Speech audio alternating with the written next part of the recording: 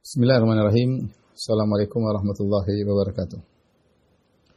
Alhamdulillahi ala ihsanih wa syukru lahu ala taufiqihi wa amtinanih wa asyhadu an la ilaha illallah wahdahu la syarika lahu ta'ziman li sya'nih wa asyhadu anna Muhammadan abduhu wa rasuluhu da'ila ridwani. Allahumma salli alaihi wa ala alihi wa ashabihi wa ikhwani. Ikhwan dan akhwat yang dirahmati Allah Subhanahu wa taala, jamaah Masjid Al-Ikhlas Dukuh Bima Bekasi yang dirahmati oleh Allah Subhanahu wa taala. Kita lanjutkan pelajaran kita dari surat Al-An'am. Pada pertemuan lalu kita berhenti pada ayat yang ke-35 ya, di mana Allah Subhanahu wa taala berfirman, "Wa in kana kabura 'alaika i'raduhum" ya. Dan jika mereka berpaling dari engkau wahai Muhammad, engkau merasa berat ya. Jadi Allah mengingatkan bagaimana memang berat bagi Nabi sallallahu alaihi wasallam ketika mereka berpaling dari Nabi. Nabi sudah berdakwah dengan sebaik mungkin dengan bahasa yang sangat santun ya. Semuanya sudah dilakukan oleh Nabi sallallahu alaihi wasallam ya, namun tetap saja mereka berpaling ya.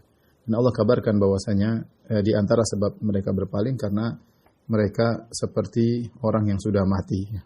Makanya ayat selanjutnya ayat 36 Allah berfirman sebagai bentuk tasliyah. Tasliyah itu apa? Menghilangkan pelipur lara bagi Nabi sallallahu alaihi wasallam, menghibur Nabi sallallahu alaihi wasallam agar tidak terlalu bersedih. Kata Allah, "Innama yastajibul ladzina yasma'un." Hanya mereka yang mendengar sajalah yang mematuhi seruan Allah.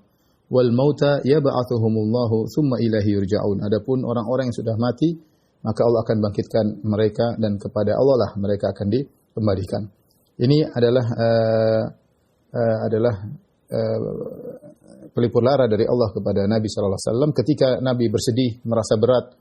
Orang-orang Quraisy yang merupakan kerabat Nabi sendiri berpaling dari Nabi, bukan hanya sekedar berpaling, bahkan memusuhi dakwah Rasulullah sallallahu alaihi wasallam.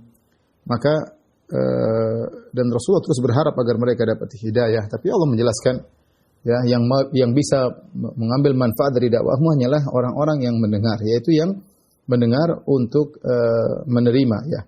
Adapun yang mendengar hanya sekedar dengar doang ya, tidak dimasukkan ke dalam hati, maka percuma. Makanya Allah pernah berfirman di dalam surat Al-Anfal, "Wa la takunu kalladzina qalu sami'na wa hum la yasma'un." Janganlah kalian seperti orang-orang yang berkata kami sudah mendengar, namun pada hakikatnya mereka tidak mendengar. Maksudnya dengar sebagai indra ya. Indra menangkap, dia dengar suara tersebut, idrak. Tetapi untuk masuk ke hati, untuk dipahami, untuk diikuti, maka tidak. Makanya Allah menjelaskan, "Innama yastajibul ladzina yasma'un." Yang bisa menyambut seruanmu wahai Rasulullah adalah yang mendengar. Maksudnya yang mendengar yang dimasukkan ke dalam hati. Ya. Adapun mereka, maka Allah isyaratkan pada kelanjutan ayat ini, "Wal mauta yab'atsuhumullahu tsumma ilaihi yurja'un." Adapun orang mati tinggal dibangkitkan oleh Allah kemudian dikembalikan kepada Allah. Artinya mereka itu tidak mendengar seperti mayat-mayat yang tidak mendengar. Ya percuma engkau menyampaikan dakwah kepada mereka, toh mereka tidak bakal mendengar. Sebagaimana kau berbicara dengan mayat, mayat tersebut tidak akan mendengar. Ya, tidak ada manfaatnya. Ya, jadi ini sekali lagi adalah pelipur lara dari Allah untuk Nabi SAW dari beberapa sisi. Pertama, bahwasanya Allah mengatakan mereka tidak mendengar dengan pendengaran yang bermanfaat. Yang bisa ambil manfaatnya orang yang mau mendengar, berusaha untuk mencerna, ya itu yang bisa mungkin dapat hidayah. Pun cuma mendengar terus hatinya berpaling ke tempat lain, percuma. Yang kedua, Allah menyamakan mereka seperti orang yang mati. Yang ketiga disebut oleh Tahir bin Asyur bahwasanya percuma kau dakwahi mereka. Mereka itu seperti orang mati yang nanti hanya bisa sadar ketika hari kiamat. Jadi maksudnya meskipun Rasulullah kau nyampaikan sudah, mereka sudah seperti orang mati yang hanya sadar kalau dibangkitkan pada hari kiamat kelak. Dengan demikian Nabi SAW terhibur ya dari Allah Subhanahu wa taala. Artinya bukan kesalahan Nabi dalam berdakwah mereka tidak mau mendengar, tapi memang mereka yang bermasalah. Mereka yang bermasalah ya, karena bagaimanapun Rasulullah bersedih, keluarganya sendiri Quraisy berpaling darinya, memusuhinya. Jelas pantas jika Nabi SAW bersedih. Tapi ini diantara tasliyah atau pelipur lara dari Allah Subhanahu wa taala. Kemudian Allah berfirman menjelaskan tentang bagaimana sikap ngeyelnya mereka. Di antara bukti bahwasanya mereka itu tidak mau beriman, ya, sampai nanti mereka dibangkitkan, ya. Yaitu waqalu laula nuzzila alaihi ayatun min rabbih. Mereka berkata, seandainya diturunkan kepadanya ayat, yaitu tanda-tanda mukjizat min rabbih, dari Rabbnya. Qul innallaha qadirun ala an yunazzila ayatan walakinna aktsarahum la ya'lamun. Katakanlah bahwasanya Allah mampu untuk menurunkan ayat, mukjizat yang kalian minta. Walakinna aktsarahum la ya'lamun, akan tapi kebanyakan mereka tidak mengetahui. Ini di antara sifat-sifat orang-orang pembangkang. Jadi sudah terjadi sejak zaman dahulu, bagaimana umat-umat nabi-nabi terdahulu mereka juga meminta dan menantang nabi-nabi mereka untuk mendatangkan mukjizat. Dan mereka berkata kalau sudah datang mukjizat kami akan beriman. Namun kenyataannya banyak di antara mereka yang tidak beriman. Contohnya seperti kaum Samud yang mereka minta kepada Nabi Saleh alaihissalam untuk mengeluarkan seekor unta dari sebuah batu, yang unta tersebut sudah langsung tiba-tiba sudah besar, bahkan sudah mengandung, bahkan kandungannya sudah berusia 10 bulan, ya. Ya ini permintaan yang menakjubkan. Intinya mereka minta suatu mukjizat yang mereka harapnya Nabi Saleh tidak bisa melakukannya. Ternyata terjadi. Allah keluarkan unta tersebut dari batu, namun ternyata mereka tidak beriman. Dan kalau mereka sudah meminta sesuatu, kemudian mereka tidak beriman, maka biasanya Allah turunkan azab kepada mereka, ya. Dan itu sebagaimana dalam banyak ayat mereka selalu menantang Muhammad. Wa qalu laula nuzila alaihi ayah. Mereka berkata seandainya diturunkan ayat kepada Muhammad. Menurut mereka apa yang Rasulullah SAW bawa tidak cukup, ya. Sekedar mengikuti hawa nafsu, padahal Al-Qur'an sudah cukup. Makanya Allah mengatakan, "Awalam yakfihim anna anzalna 'alaikal kitaba yutla 'alaihim?" Bukankah sudah cukup bagi mereka kami turunkan kepada engkau Muhammad Al-Qur'an yang kau baca kepada mereka? Al-Qur'an sudah cukup jadi mukjizat. Al-Quran sudah cukup jadi mukjizat membuktikan Muhammad itu utusan Allah Subhanahu wa taala. Butuh apa lagi? Butuh mukjizat apa lagi?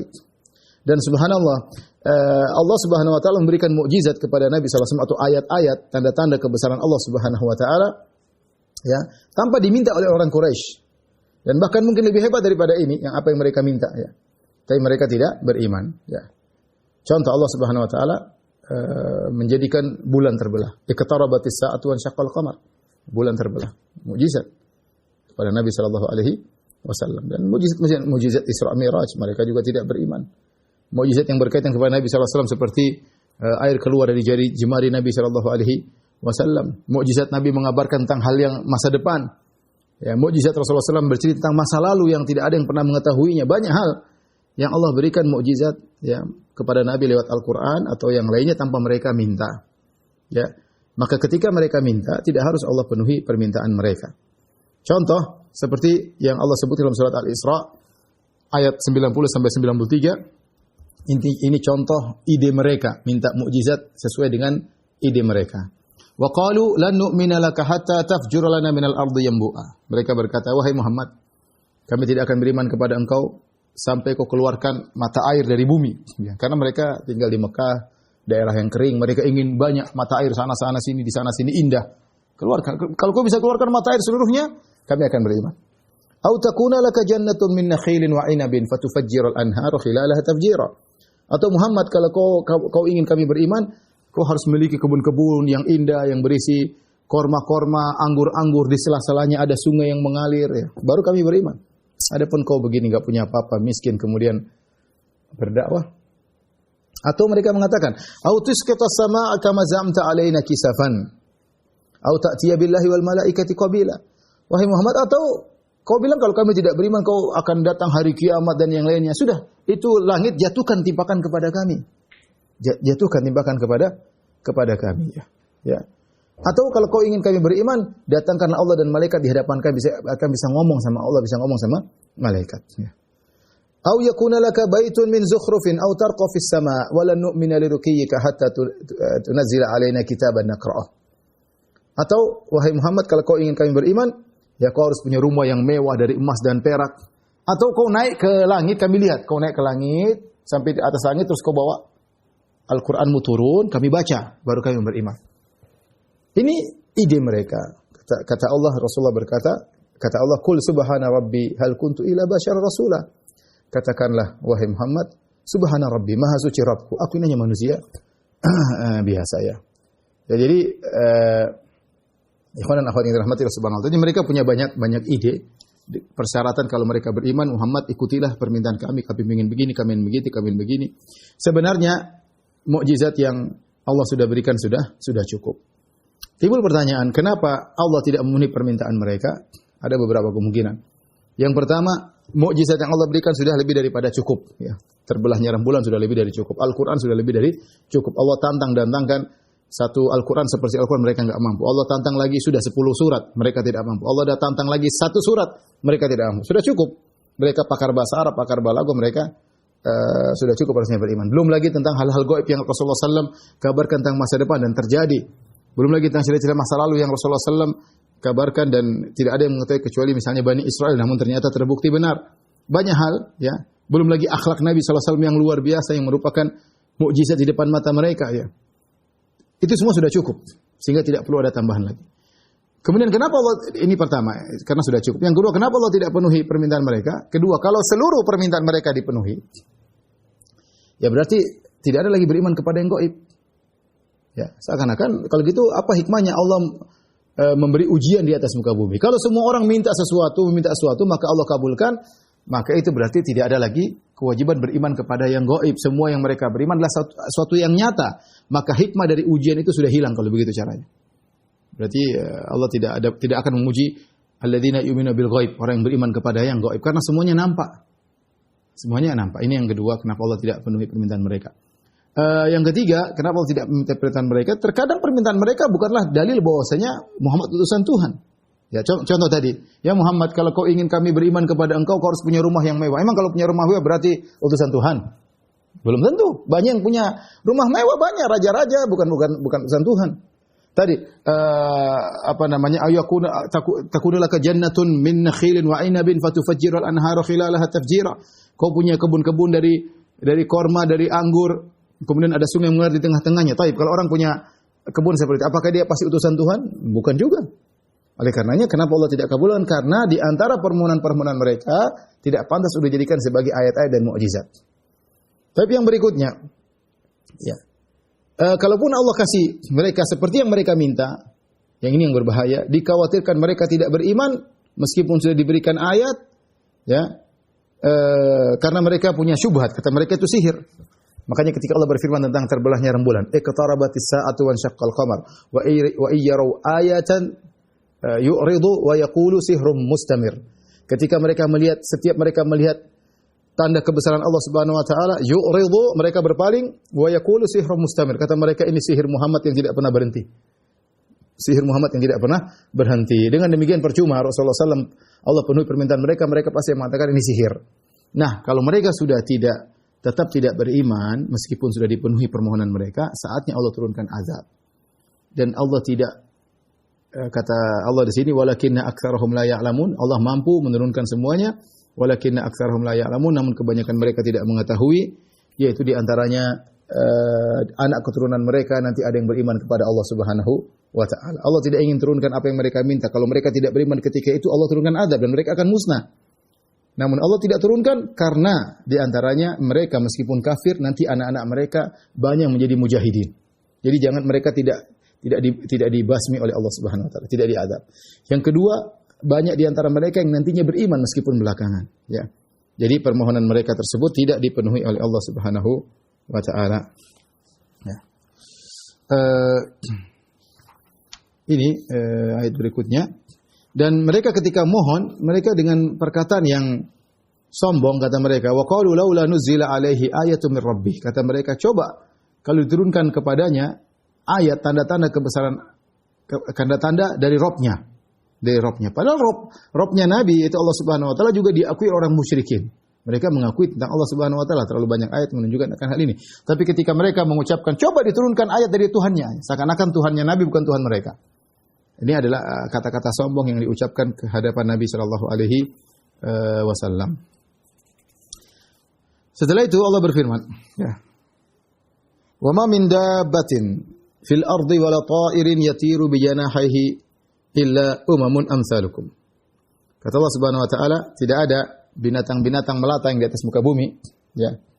Atau burung-burung yang terbang dengan mengepakkan dua sayapnya, illa umamun amsalukum, kecuali hewan-hewan tersebut dan burung-burung tersebut adalah umat-umat semisal kalian.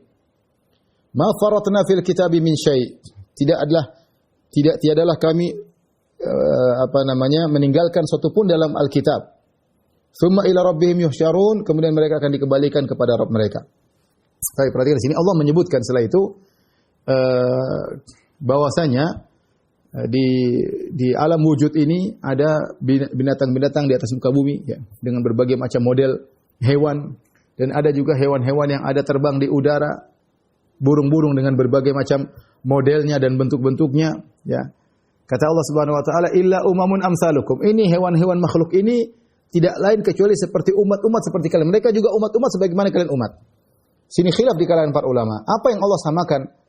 Allah berkata illa umamun amsalukum. Ini hewan-hewan juga adalah umat-umat sebagaimana kalian juga umat. Nah, apa yang disamakan antara umat-umat hewan ini, alam hewan ini dengan alam manusia? Maka ada beberapa tafsiran di kalangan para ulama. Ada yang mengatakan maksudnya Allah mengatakan wahai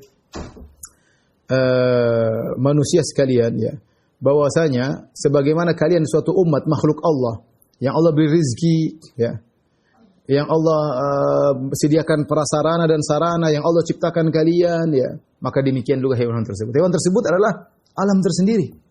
Mereka juga diciptakan oleh Allah Subhanahu wa taala.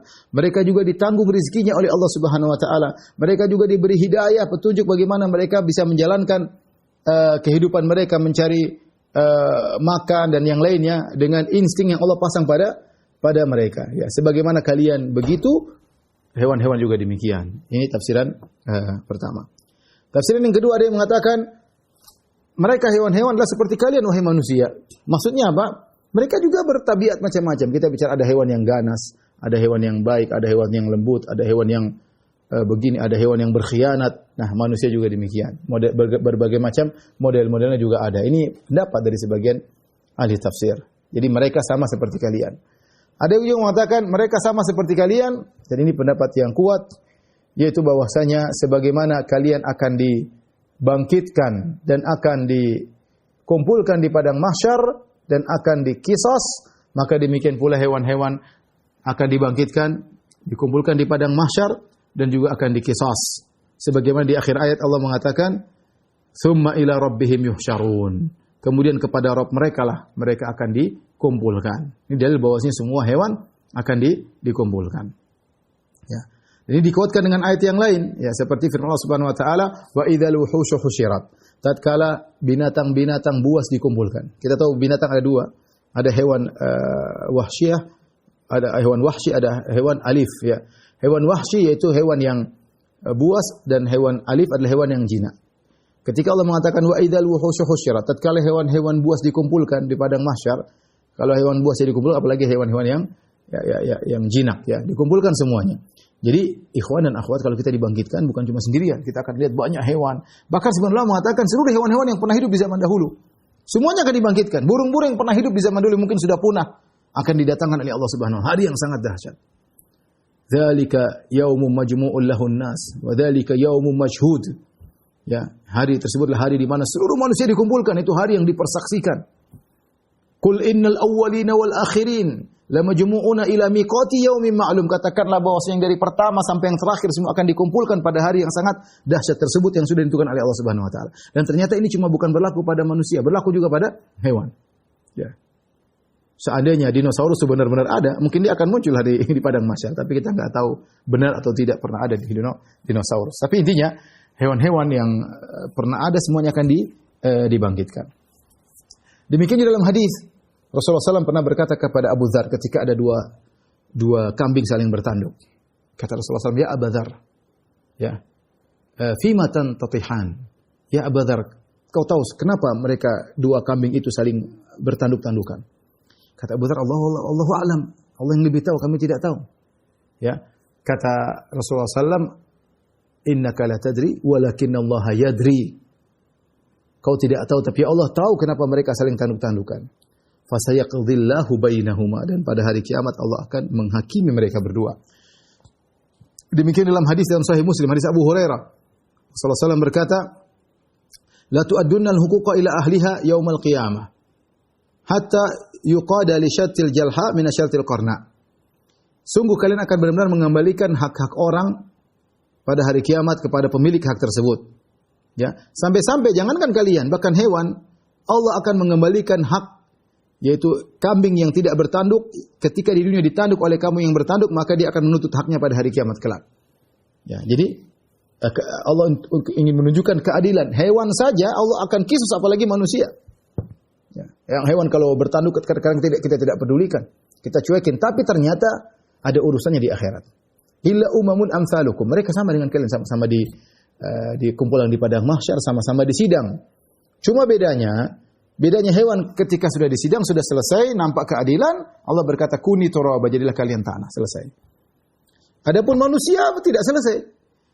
Di sidang, dihisab, ada kelanjutannya, surga atau neraka. Makanya orang kafir ketika mereka melihat hewan setelah dikisos jadi tanah, mereka mengatakan ya laitani kuntu turaba. Ya. Seandainya aku hanyalah menjadi tanah seperti hewan-hewan tersebut. Jawabannya tidak, kau tidak akan jadi tanah seperti mereka. Ada kelanjutanmu, itu kau ke neraka jahanam.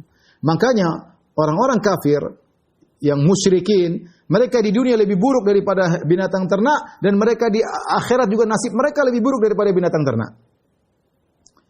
Kalau di dunia kata Allah Subhanahu wa taala, "Wa laqad dzara'na li jahannama katsiran minal jinni wal insi lahum qulubun la yasma'una biha wa lahum a'yunun la yubsiruna biha wa lahum adhanun la yasma'una biha ulaika kal an'ami bal hum adall ulaika humul ghafilun." Sungguh kami akan memenuhi neraka jahanam dari banyak manusia dan banyak jin. Dikumpulkan dalam neraka jahanam. Lahum qulubun la yasma'una la yafqahuna biha. Mereka punya hati, mereka tidak, qalbu mereka tidak gunakan untuk memikirkan ayat Allah. Mereka punya mata tidak untuk digunakan memandang ayat-ayat Allah. Mereka punya pendengaran tidak digunakan untuk mendengar ayat-ayat Allah. Ulaika kal an'am bal hum adall. Mereka seperti hewan ternak, bahkan lebih parah. Allah sebutkan orang kafir seperti hewan ternak, di dunia bahkan lebih parah daripada hewan ternak. Di akhirat juga demikian. Ada hewan yang zalim, yang mentanduk, dia akan dihukum oleh Allah tapi cuma jadi tanah, selesai. Habis itu selesai. Ini orang kafir lebih buruk lagi daripada hewan tersebut. Setelah disidang, setelah dikisos, masih ada kelanjutan neraka jahanam selama-lamanya. Tahir bin Ashur juga memberikan faedah, ya. Illa umamun amsalukum, hewan-hewan sama seperti kalian. Ingat mereka juga umat, kalian juga umat. Maka jangan kalian menzalimi umat yang lain. Jangan kalian bertindak semena-mena terhadap hewan. Kalau kalian berbuat baik pada hewan, kalian berbuat baik kepada suatu umat dan kalian akan dapat pahala. Kalau kalian berbuat zalim pada suatu hewan, kalian berbuat zalim kepada suatu umat, kalian juga dapat dosa. Bukankah Allah Subhanahu wa taala memasukkan seorang lelaki yang memberi minum kepada seekor anjing? Bukankah Allah memaafkan seorang wanita yang mengambil air untuk diberikan kepada seekor anjing, wanita pezina, berbuat baik kepada hewan? Ya. Dan sebaliknya, bukankah Allah mengadab seorang wanita gara-gara mengekang seekor kucing sampai mati, tidak dibiarkan cari makan sendiri dan tidak dikasih makan? Maka illa umamun amsalukum, hewan-hewan itu juga adalah umat seperti kalian. Maka kita adab-adab terhadap hewan. Rasulullah ajarkan jangan sampai kita menzalimi hewan. Kalau kita berbuat baik dapat pahala. Kalau kita berbuat zalim, kita ada hukumannya tersendiri, ya. Maka celaka orang-orang menjadikan hewan sebagai sabung ayam lah, apalah. Repot mereka pada hari kiamat kelak. Tapi kata Allah, "Ma farratna fil kitabi min syai'." Tidak ada satupun perkara yang kami tinggalkan dalam Alkitab. Alkitab sini maksudnya apa? Pendapat kebanyakan ulama mengatakan Alkitab maksudnya Lauhul Mahfuz. Itu semua tentang hewan-hewan tersebut, burung-burung yang ada di alam semesta, dari pertama hewan burung diciptakan sampai hari kiamat, seluruh hewan dari berbagai macam modelnya, semut, kalajengking, ular, ikan dengan ribuan modelnya, mungkin jutaan modelnya. Ya, hewan dengan jutaan modelnya, ya. Tumbuh-tumbuhan, pohon dengan berbagai macam modelnya, ya. Mereka semua sudah tercatat di Lauhul Mahfuz. Ma farratna fil kitabi min syai'. Tidak satu pun yang terluputkan dalam Lauhul Mahfuz. Ini pendapat mayoritas ulama mengatakan Alkitab sini maksudnya Al-Lauh Al-Mahfuz. Pendapat kedua maksudnya ma farratna fil kitab min syai', pendapat kurang kuat, yaitu mengatakan maksudnya Alkitab ini maksudnya Al-Qur'an. Al-Qur'an seluruh hukum sudah ada dalam Al-Qur'an. Maksudnya apa? Maksudnya kaedah-kaedah bisa antum ambil dari Al-Qur'an disertai dengan tafsirnya dalam hadis-hadis Nabi, dengan menggabungkan antara Al-Qur'an dan hadis Nabi, maka muncullah kaedah-kaedah dalam Islam. Yang jika muncul perkara-perkara baru, bertanya masalah apapun, masalah rumah tangga, masalah bertetangga, masalah berkenegaraan, masalah berhubungan dengan non-muslim, dengan orang kafir, semua permasalahan, ya, dengan berbagai macam bentuk kriminal sudah dibahas semuanya, Kalau tidak berupa nas dalam Al-Quran maupun hadis, dalam bentuk menganalogikan karena Islam sudah meletakkan kaidah-kaidah yang sempurna. Dan Allah mengatakan, al-yawma akmaltu lakum dinakum. Pada hari ini aku telah sempurnakan bagi kalian agama kalian. Jadi ini tafsiran kedua Alkitab sini, maksudnya tidak ada satupun yang kami luputkan, artinya Al-Quran itu lengkap. Maksudnya Al-Quran disertai dengan tafsirnya. Kenapa? Lengkap karena semua sudah diajarin. Baik berupa nas maupun secara kaidah, sehingga kalau muncul perkara-perkara kontemporer bisa dianalogikan, bisa dikiaskan kepada kaidah-kaidah yang sudah diterapkan oleh para ulama sebagai intisari dari Al-Quran dan Sunnah. Ya. Bahkan Syekh Utsaimin mengatakan, illa umamun amsalukum, hewan-hewan itu seperti kalian, umat juga, artinya mereka punya bahasa sendiri, sebagaimana kalian umat punya bahasa sendiri. Hewan sapi, kalau ngomong sama sapi ada bahasa khusus. Ya. Kalau kucing mungkin nggak paham omongan sapi, apalagi antum. Tetapi mereka punya bahasa sendiri. Ya. Kucing saja, ya. Kucing dia ngomong, kalau ngomong sesuatu mungkin adanya berbeda. Kalau dia lagi pingin kawin mungkin adanya berbeda. Kalau dia sampai kemarin saya sempat lihat ada yang bikin program di Android kalau tidak salah, bagaimana memahami bahasa kucing. Ya. Tapi nggak tahu sudah ada di Indonesia tidak. Jadi kalau kucing ngomong dia nanti kucing terjemah. Jadi ini program berusaha mempelajari bahasa kucing. Kucing kalau begini dia begini. Kalau dia lapar dia ngomongnya begini. Kalau dia lagi marah ngomongnya begini. Jadi masalah kalau kita taruh di program dia ngomong ternyata dia minta kawin. Nah itu repot. Tapi intinya ikhwan akhwat yang dirahmati Allah Subhanahu wa taala, mereka ini umat-umat masing-masing punya bahasa. Lihat Nabi Sulaiman alaihissalam pernah memahami bahasa mereka. Ya, semut saja Nabi Sulaiman paham. Tapi ini mereka umat, jangan kita anggap hewan ini sepele. Enggak, ini umat Allah ciptakan untuk melengkapi kehidupan dunia. Di antaranya untuk berkhidmat kepada manusia yang bisa dimakan, yang bisa ditunggangi. Dengan begitulah alam semesta yang luar biasa, yang fantastis ya, yang tidak muncul kecuali dari Rabbul Alamin. Baik.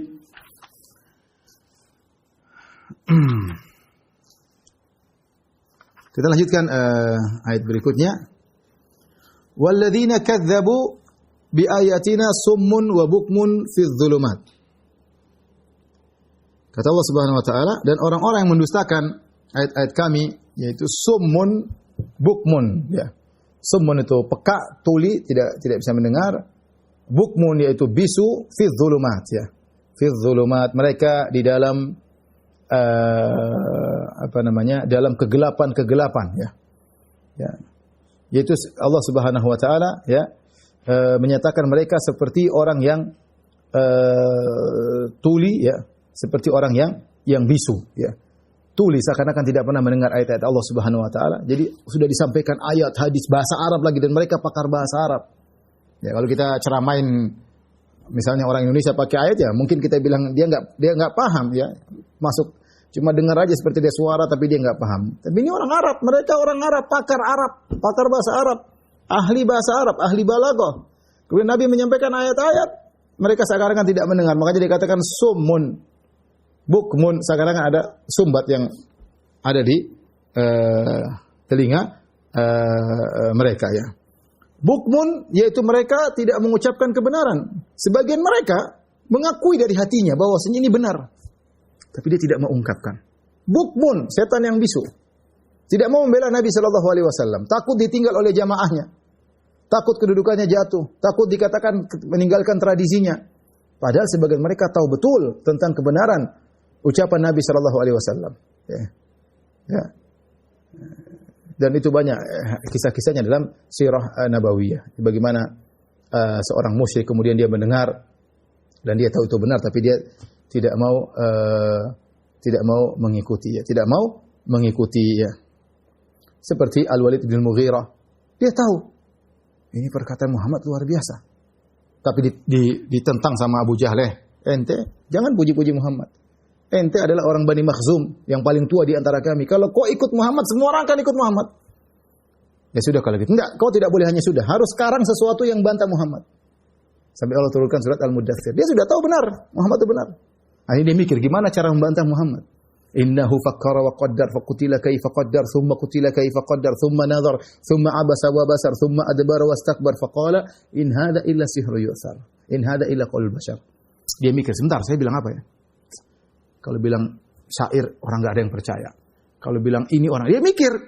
Kata Allah, innahu fakkara wa qaddar. Ini Walid bin Mughirah, bapaknya Khalid bin Walid. Dia mikir dan dia mengira-ngira, apa kira-kira yang saya ucapkan untuk Al-Quran. Dia berpikir, bolak-balik berpikir sampai kesimpulannya, in hadza illa qaulul bas. Wa qala in hadza illa sihru yu'sar. Ini hanyalah sihir. Dia mau bilang ini syair, dia tahu bukan syair. Dia mau bilang ini perkataan orang gila, enggak cocok. Jadi apa? Ini sihir yang Muhammad pelajari, menyihir kita. Sudah. Menurut dia ini yang paling top untuk bisa mengagalkan dakwah Muhammad. Yang paling top untuk dikatakan kepada Al-Quran. Ya, karena Walid bin Mughirah pintar. Dia bilang ini asatirul awalin, dongeng-dongengnya enggak pas. Dia bilang ini syair, enggak pas. Ini apa? In hada illa sihru yu'sar. Ini hanyalah sihir yang Muhammad pelajari dari sebelumnya. Sebagaimana sihir sebelumnya sudah ada. In hada illa qaulul bashar. Perkataan manusia, sihir yang pernah dipelajari oleh Muhammad, kemudian dia menyihir kita. Kata Allah, sa'uslihi saqar. Aku akan masuk dalam neraka saqar. Jadi mereka ini bukmun, tutup mulut, sudah tahu kebenaran tidak mau disampaikan. Karena banyak pertimbangan duniawi yang ada di benak mereka, di antaranya tokoh-tokoh Quraisy ya, tokoh-tokoh Quraisy. Kata Allah fi dzulumat. Mereka orang ini sudah Allah tadi sudah menyamakan mereka seperti orang mayat-mayat mati.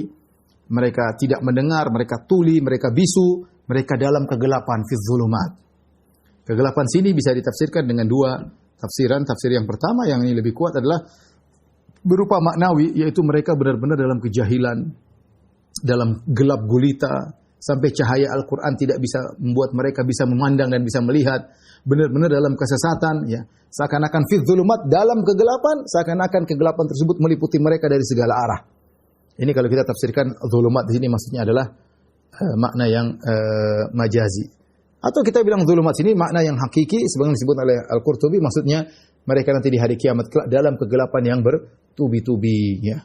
Sehingga mereka sulit untuk berjalan di hari kiamat kelak di padang mahsyar yang panjangnya seperti 50.000 tahun. Kemudian kata Allah, "May yasha'illahu yudlilhu wa may yasha' yaj'alhu 'ala siratim mustaqim." Siapa yang Allah kehendaki, maka siapa yang Allah kehendaki, Allah akan menyesatkannya. Dan siapa yang Allah kehendaki, Allah akan menjadikan dia di atas jalan yang lurus. Semua yang terjadi ini sudah ditakdirkan oleh Allah Subhanahu wa taala. Tapi semuanya Allah sudah tahu mana yang berhak untuk Allah sesatkan dan mana yang berhak untuk Allah berikan hidayah. Ini rahasia Allah Subhanahu wa taala. Ya, kenyataannya kita lihat orang yang tidak diberi hidayah adalah orang yang melakukan permasalahan. Membangkang kayak apa, kayak akhirnya dia semakin sesat. Falamma zagu azagallahu qulubahum. Tatkala mereka sesat, Allah pun sesatkan mereka. Wa nuqallibu afidatahum absarahum kama lam yu'minu bihi awwala marrah. Wa nadharuhum fi tughyanihim ya'mahun. Kami palingkan mereka, hati mereka dan penglihatan mereka kami palingkan sebagaimana di awal kali mereka berpaling. Hukuman bagi mereka berpaling di awal kali, datanglah sikap berpaling mereka pada berikutnya, sikap-sikap yang berikutnya.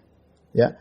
Oleh karenanya tidaklah Allah menyesatkan mereka kecuali Allah tahu ini berhak untuk disesatkan, dan tidaklah Allah beri hidayah kepada mereka yang sebagiannya kecuali karena Allah tahu mereka berhak untuk dapat hidayah. Adapun kenapa begini, kenapa begitu, itu masalah takdir, hikmah Allah, hanya Allah yang tahu. Tapi Allah mengatakan, "May yasha'illah yudlilhu." Siapa yang Allah kehendaki, Allah sesatkan. Allah menyesatkan Fir'aun, menyesatkan iblis, dan yang itu atas kehendak Allah. Ya. Wa may yasha', dan siapa yang Allah kehendaki, yaj'al al-siratal mustaqim. Allah jadikan di atas jalan yang lurus.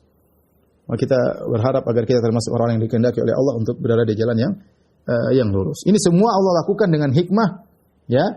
Tetapi hikmahnya belum tentu kita ketahui, ya. Belum tentu kita ketahui. Dan ini saya sering ulang-ulang juga masalah ini. Ini menyelisih pendapat Asy'ariyah. Mereka punya pendapat bahwasanya Allah Subhanahu wa taala bertindak tanpa ada tujuan sama sekali. Benar-benar murni karena ingin melakukan sesuatu tanpa ada tujuan. Ya sudah, pokoknya Allah bikin mahdhil masyiah, itu benar-benar berkehendak tanpa ada tujuan untuk begini, untuk begitu, tidak ada sama sekali kata mereka. Kalau kita enggak, kita Ahlussunnah wal Jamaah, Allah melakukan sesuatu pasti ada tujuannya. Kalau kita manusia aja melakukan sesuatu tanpa tujuan, kita bilang ini enggak sempurna. Justru sempurna kalau dia tahu apa yang dia lakukan dan dia mengambil tindakan sesuatu yang dia tuju, ya. Adapun seorang melakukan tanpa tujuan, ya, maka tidak sempurna. Seperti orang gila asal melakukan tanpa ada apa yang dia pikirkan, tidak ada tujuan. Dan ini murni adalah syubhat dari orang-orang filsafat Yunani ya. Filsafat Yunani. Nanti insyaallah saya akan bahas pada suatu kesempatan tentang bagaimana kaitannya, tapi bukan saatnya sekarang. Baik. Kemudian Allah Subhanahu wa taala berfirman, ya. Qul ara'aitakum in atakum adzabullahi aw atatkumus saa'ah aghairallahi tad'una in kuntum shadiqin. Tapi tidak mengapa, saya singgung dulu ya, saya singgung. Jadi begini, sederhananya begini. Orang Yunani dahulu, mereka mereka kan enggak ada wahyu. Mereka dulu hidup dalam kehidupan mitos ya. Itu sekitar 7 abad sebelum Masehi ya. Mereka hidup dalam kehidupan dewa-dewa ya. Dengan keyakinan tentang dewa-dewa. Yang dewa-dewa tersebut tinggal di Gunung Olympus ya, dengan berbagai macam dewa yang mereka yakini. Yang paling hebat namanya Dewa Zeus ya. Dewa Zeus ini intinya sikapnya bejat ya. Dia memberontak kepada bapaknya digulingkan, dia menguasai dewa-dewa. Kemudian dia mengawini adiknya Dewa Hera atau kakaknya Dewa Hera. Dia suka sama kakaknya Dewa Hera atau adiknya. Terus kakaknya tersebut tidak suka sama dia, akhirnya dia berbuat licik, dia pura-pura menjadi burung, intinya akhirnya dipeluk oleh kakaknya, akhirnya dia zinai kakaknya. Akhirnya kakak terpaksa nikah sama dia. Kemudian dia punya anak-anak. Ternyata Dewa Zeus ini juga punya selingkuh dewi-dewi yang lain. Di antaranya selingkuhannya terhadap wanita di dunia. Dia menyamar jadi seorang suami dari wanita, kemudian dizinai wanita di dunia, keluarlah Hercules. Ceritanya demikian. Dan Hercules ini ya, anak dewa yang sangat dibenci oleh Dewi Hera dan seterusnya, ini dewa-dewa. Dan ini akhirnya mereka dahulu kalau ada kejadian-kejadian alam mereka mengatakan, oh ini kejadian alam begini tuh karena dewa ini lagi begini, ini lagi dewa lagi marah, ini dewa lagi petir. Pokoknya mereka kaitkan kejadian alam dengan dewa-dewa. Sampai muncullah sekitar abad 7 sebelum Masehi, maka muncullah tokoh-tokoh pemikir dari Yunani yang mulai merubah ini semua. Mereka tidak mengkaitkan kejadian alam dengan mitos-mitos, tapi mereka berusaha mencari ilmiah. Muncullah Thales misalnya dan seterusnya ya. Ala kulli hal, artinya muncullah pemikir-pemikir. Sampai akhirnya muncullah namanya Socrates, kemudian Plato, kemudian Aristoteles, kemudian Plotinus. Inilah orang-orang yang mulai berbicara tentang hakikat ketuhanan ya. Disebut dengan apa namanya falasifa aqlaniyun ya. Mereka boleh berbicara tentang ketuhanan. Tapi karena mereka tidak punya wahyu, mereka mulai berbicara tentang Tuhan yang mereka sebut dengan Illatul Ula atau Causa Prima. Mereka akhirnya mengkaitkan antara Causa Prima dengan makhluk ini dengan ide mereka sendiri. Intinya mereka mengatakan Causa Prima adalah sesuatu yang sangat sempurna. Causa Prima ini sesuatu yang sangat sempurna,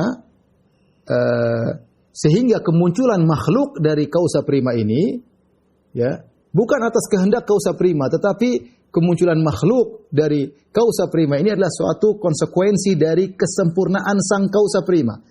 Kesempurnaan dari sang Tuhan ini melazimkan munculnya makhluk-makhluk dengan beberapa teori yang mereka sampaikan. Saya tidak bisa selesaikan sekarang ya, insyaallah nanti pada saatnya. Tapi saya ingin menyampaikan bahwasanya mereka mengatakan seandainya Tuhan ini berkehendak pingin begini, pingin begitu, pingin begini, berarti Tuhan belum sempurna.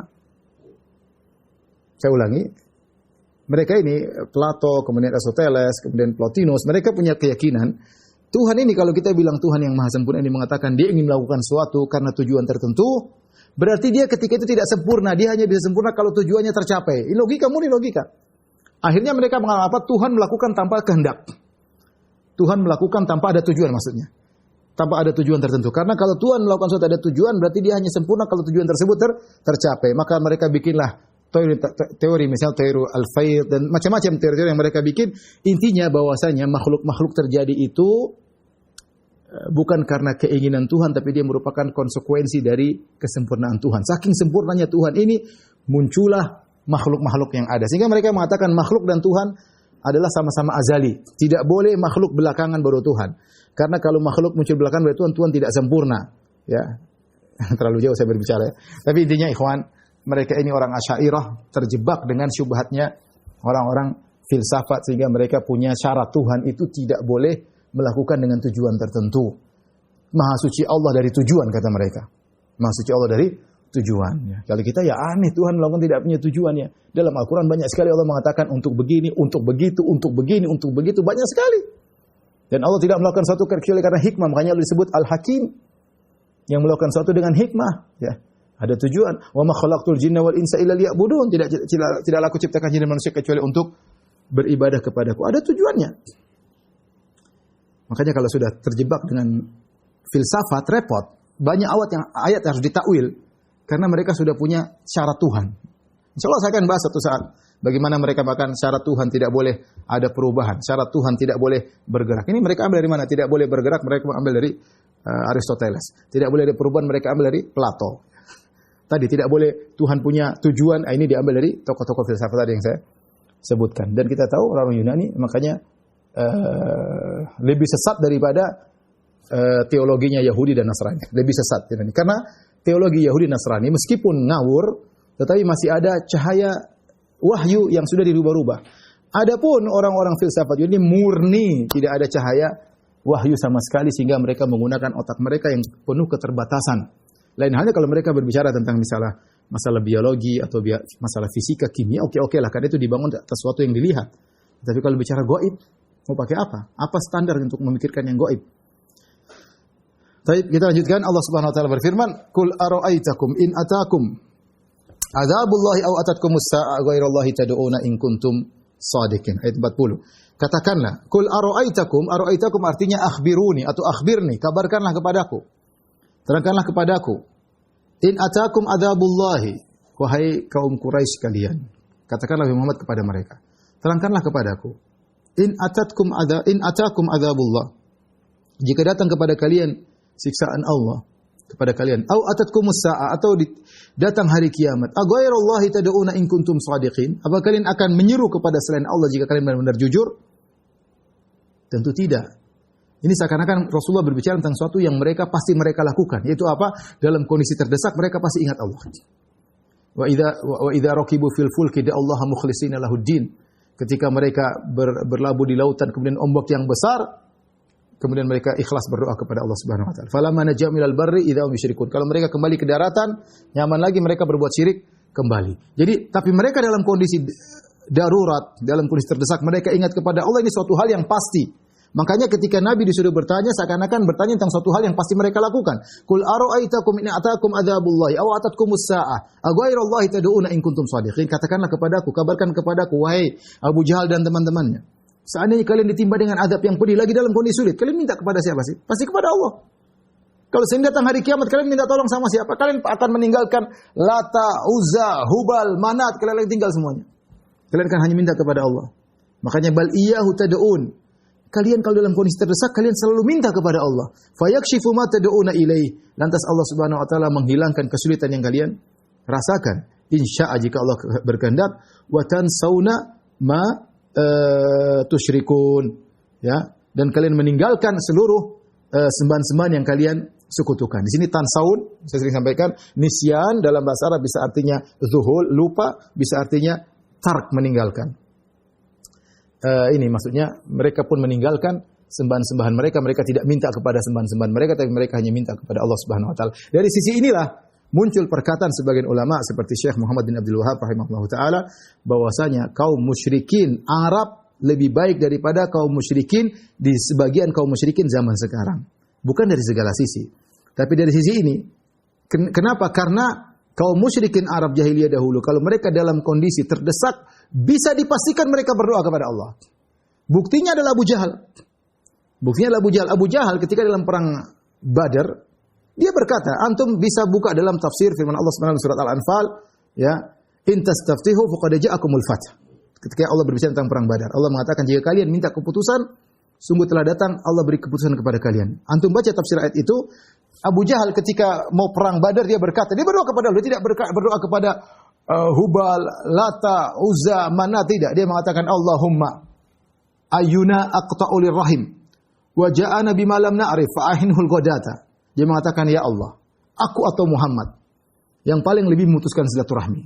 Menurut keyakinan Abu Jahal, Muhammad yang bikin masalah. Kita dulu hidup baik-baik, dia bikin datang dengan tauhidnya, akhirnya orang terpisah, kakak adik terpisah, suami istri bercerai, anak bapak bertengkar, Muhammad yang memutuskan silaturahmi. Ya.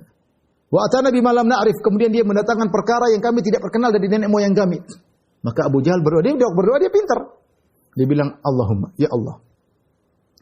Ayuna aqta'ul rahim. Siapa yang lebih di antara aku dan Muhammad yang memutuskan silaturahmi dan datang dengan perkara yang kami tidak kenal, ahinhul ghadat. Habisi dia pada hari ini. Ya. Dan Allah kabulkan. Yang bikin masalah kamu Abu Jahal. Dia yang mati. Tapi yang saya sampaikan, Abu Jahal dalam kondisi terdesak berdoa kepada siapa? Berdoa kepada Allah.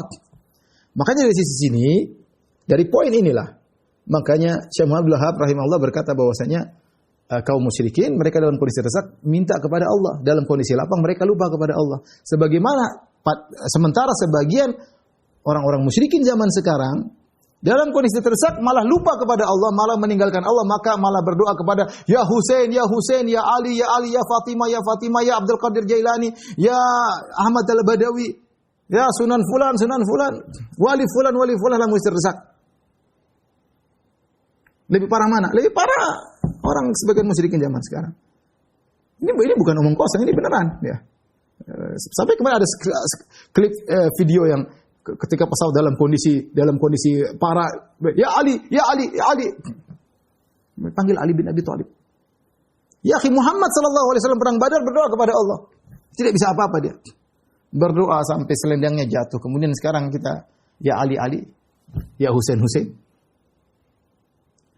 Jadi kemudian sebagian orang bikin fitnah. Kata orang-orang Wahabi lebih parah kita daripada musyrikin jahiliyah. Ya, ente jangan bohong. Itu bicara yang benar lah. Syekh Muhammad Wahab tidak pernah demikian. Dia bilang satu poin ini dan itu benar, tidak bisa kita pungkiri dan tidak pada semua kaum musyrikin. Sebagian kaum musyrikin seperti itu. Dalam kondisi terdesak justru mereka malah meminta meninggalkan Allah dan minta kepada selain Allah. Orang musyrikin dahulu dalam kondisi terdesak minta kepada Allah dan meninggalkan sembahan selain Allah. Makanya ketika untuk membantah mereka, Allah menyuruh Nabi bertanya kepada mereka tentang suatu perkara yang tidak bisa mereka bantah lagi. Itu kebiasaan mereka dalam kondisi terdesak, mereka minta kepada Allah. Bahkan lihat ketika sejak zaman kakek Nabi, ketika Abraha ingin menghancurkan Ka'bah, kemana mereka? Mereka pergi ke Ka'bah berdoa kepada Allah Subhanahu Wa Taala. Berpegang dengan sitar Ka'bah, dengan kain Ka'bah, dengan mereka berdoa kepada Allah. Kemudian mereka pergi meninggalkan Ka'bah.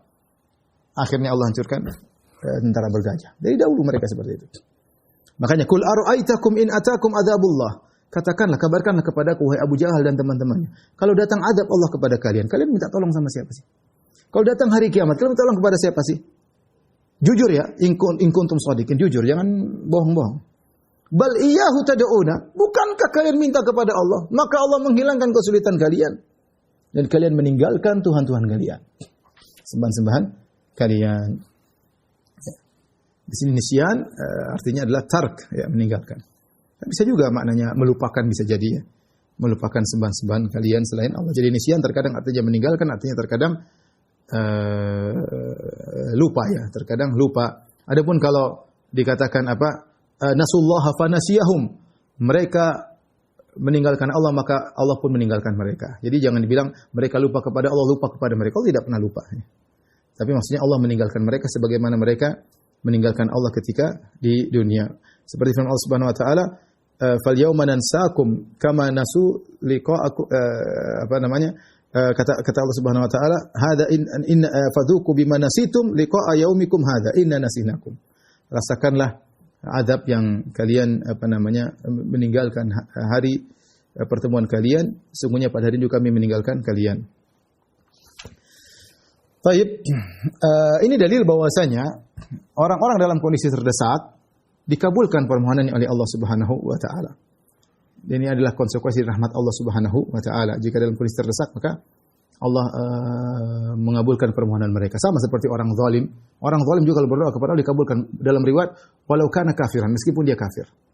Meskipun dia kafir, kalau dia berdoa kepada Allah dikabulkan. Ya. Kenapa? Untuk membalas orang zalim yang telah menzaliminya, ya.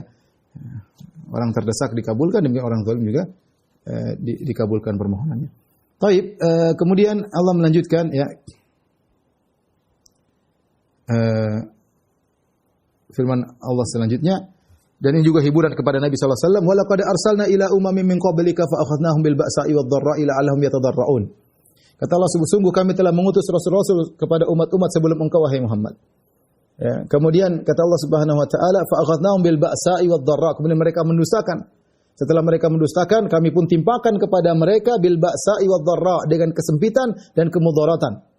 ya. La'allahum yatadarraun, agar mereka tunduk menundukkan diri kepada Allah. Jadi mereka diutus para rasul, mereka membangkang, Allah kasih penderitaan kepada mereka, bisa bil ba'sa, bisa darra. Apa bedanya ba'sa dengan darra? Ada mengatakan ba'sa yaitu kehidupan yang sempit tanpa kemudaratan. Yaitu maksudnya bukan sakit, bukan kematian ya, tapi misalnya kelaparan, ketakutan ya.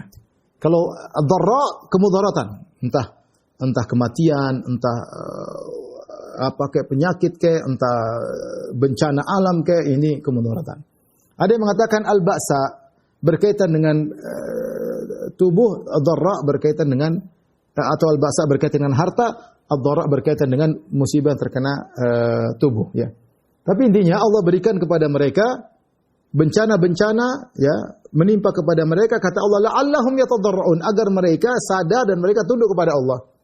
Falaula idh ja'ahum ba'suna tadarra'u. Tapi kata Allah apa? Seandainya, harusnya kalau datang penderitaan kepada mereka, mereka kembali kepada Allah, tunduk kepada Allah. Tapi yang terjadi, mereka tidak tunduk. Walakin qasat qulubuhum, tetapi hati mereka menjadi keras. Wa zayyana lahumus syaitanu ma kanu ya'malun. Setan menghiasi perbuatan yang mereka lakukan. Ini terjadi. Sebagian orang dikasih musibah, bukannya sadar kepada Allah, tapi semakin membangkang. Ya, banyak hal yang buat mereka membangkang. Ya, dikasih musibah. Kenapa? Hati mereka semakin keras. Seharusnya orang beriman, kalau dikasih teguran, hatinya jadi luluh. Dan kita lihat zaman sekarang, ya, contoh, siapa yang ragu bahwasanya wabah ini takdir Allah? Iya, Allah mentakdirkan. Allah berkata, "Wa man nursilu bil ayati ila takhwifa." Tidaklah kami kirim tanda-tanda kebesaran kami. Para ulama dikatakan di antaranya wabah. Ya. Illa takhwifa, kecuali dalam rangka untuk memberikan rasa takut kepada mereka, agar mereka takut kepada Allah. Ya, banyak di alhamdulillah yang takut kepada Allah, yang mungkin sadar apa yang dia lakukan, ya. Tapi sebagian juga tidak. Sebagian tetap saja asyik, ya, bahkan menunggu kapan bioskop bisa dibuka, kapan diskotek bisa dibuka, nunggu. Ya, tidak kembali, ya. Bahkan ada yang kemudian berzina, ada yang praktek homoseksual, ada yang macam-macam, ya. Macam-macam, ya. Jadi tadi hati sudah menjadi keras. Ya, harusnya musibah-musibah menimpa buat hati menjadi lembut, malah menjadi keras. Terjadi, ya. Waliyadzubillah. Semoga kita tidak demikian. Ya, akhirnya apa? Oh, ini enggak apa-apa, masalah cuma ini, masalah wabah dan yang lain hanyalah sekedar gejala alam, ya, biasa, natural, ya. Dia lupa bahwa ini semua benar, natural, benar ini kejadian alam, tapi ada sebabnya. Sebab itu kan dosa-dosa yang kita lakukan. Nanti tenang, lagi ada vaksin, ada apa lagi, ya kita nggak tahu lah. Ya, Allah akan angkat insya Allah cepat atau lambat. Tetapi intinya adalah agar kita kembali kepada Allah. Intinya itu. Ya, ini saja sebelum diangkat wabah sudah sebagian orang tidak kembali kepada Allah, malah berminat kapan bisa maksiat lagi. Apalagi wabahnya sudah diangkat, lebih parah lagi. Jadi benar kata Allah yang Allah sebutkan sini. Harusnya mereka kembali tunduk kepada Allah. Apa yang terjadi sebaliknya? Walakin qasat qulubuhum. Hati mereka justru jadi keras. Musibah buat hati mereka jadi keras. Ya. Saya sedih, ada seorang wanita sempat tanya sama saya sambil nangis. Dia mengatakan, "Ustaz, suami saya terkena wabah ini buat kolaps." Kemudian saya nasihati, dia bilang, "Jangan, saya tidak butuh nasihat. Saya butuh duit." Ya. Sampai istrinya dimarah-marah. Ya, makanya ya, ini musibah menimpa kita semua. Kita tahu kita banyak dosa, tidak ada yang merasa suci, ya. Siapapun dia, ya, maka kita kembali kepada Allah Subhanahu wa taala. Ya. Kenapa hati seorang bisa keras terkena musibah? Kenapa? Wa zayyana lahumus syaitanu a'malahum. Syaitan menghiasi. Hiasan syaitan terhadap apa yang dia lakukan seakan-akan ini natural, ya. Makanya sudah sampaikan, terkadang seorang berbuat zalim kepada orang lain, lantas Allah berikan hukuman kepada dia, tapi dengan pelan-pelan, sedikit demi sedikit, semakin terpuruk, semakin sombong, semakin angkuh. Tapi dia tidak sadar. Setan semakin menghiasi. Dia menyangka ini adalah sesuatu yang natural, padahal ini hukuman dari Allah Subhanahu wa taala. Dianggap ini sesuatu yang natural, ya. Dan banyak orang seperti itu. Dia tidak tahu apa yang menimpa dia ini akibat kezaliman yang pernah dia lakukan mungkin 5 tahun yang lalu, mungkin sekian tahun yang lalu. Tapi karena saking lembutnya Allah buat dia semakin parah istidraj. Sanastajrijuhum min haitsu la ya'lamun. Kami buat dia semakin istidraj, semakin parah tanpa mereka mengetahui. Sehingga dia menyangka itu adalah hal yang biasa, natural. Ya, setan menghiasi perbuatan mereka. Kata Allah, "Falamma nasu ma dzukiru bihi." Tatkala mereka meninggalkan apa yang mereka diingatkan, mereka tidak peduli. Ya. Atau mereka melupakan apa yang telah diingatkan kepada mereka. Lupa, semakin parah, hati semakin keras. Fatahna alaihim abwaaba kulli syai'. Kami bukakan bagi mereka pintu-pintu segalanya, yaitu diberikan kenikmatan, diberikan kemudahan, diberikan macam-macam. Dunia dibuka. Hatta idza farihu bima utu, tatkala mereka sudah bangga dengan apa yang mereka diberikan kepada mereka, akhadnahum baktatan, tiba-tiba kami siksa mereka baktah, tanpa mereka duga-duga. Baktah misalnya di malam hari lagi tidur, ya. Afa amina ahlul qura ya'tiyahum ba'suna bayatan wa hum naimun. Apakah penduduk satu negeri merasa aman akan datang azab kepada kami dalam kondisi mereka sedang tidur? Di antaranya tiba-tiba di puncak di puncak mereka sedang lalai, tahu-tahu mereka diberi azab oleh Allah Subhanahu wa taala. Fa idzahum mublisun, tiba-tiba mereka pun terdiam dan berputus asa, tidak bisa berbuat apa-apa. Demikian banyak orang seperti itu tidak bisa bersiap-siap, tahu-tahu datang azab tiba-tiba. Ya. Lagi puncak-puncak keserangan, tiba-tiba Allah cabut nyawanya, ya. Lagi di puncak-puncak kezaliman, tiba-tiba Allah cabut nyawanya. Mudah bagi Allah Subhanahu wa taala, yang telah berlalu orang-orang zalim yang dicabut nyawanya oleh Allah Subhanahu wa taala.